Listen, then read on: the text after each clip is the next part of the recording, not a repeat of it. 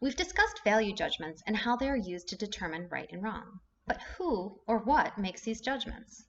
It's easy to just say people do, but the reality is more complex than that. When we say something acts for a purpose, whether ethical or not, it has agency. It is an agent and it has autonomy. This is usually a human being, but some may include animals or even intelligent machines in this definition.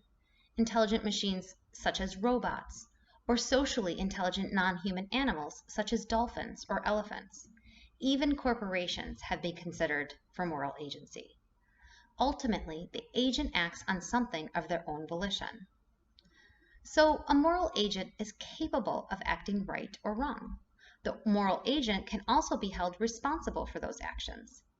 Moral agents have a moral responsibility not to cause unjustified harm. In general, humans are said to have moral agency. But does this include all humans? What about babies or small children? Do they have the capacity to both understand right and wrong and act on it? What about people living with mental health concerns? Can they be held not criminally responsible? For instance, if somebody commits a crime, but mental illness renders them incapable of understanding the consequences. Certain things must be considered for exceptions to moral agency in humans. 3 things include the independence condition, where an individual must have the capacity to make choices and not be under the control of an external constraint or inner compulsion. The competency condition, where the agent must have the capacities necessary to rationally deliberate about choices. And the authenticity condition, where they must have the capacity to discern and personally assess their own values.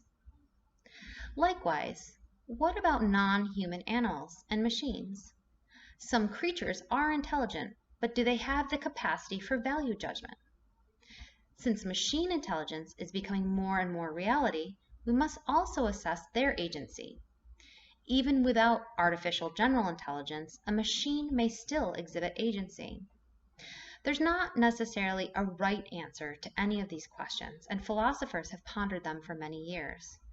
What's important is raising these questions in the course of your ethical duties.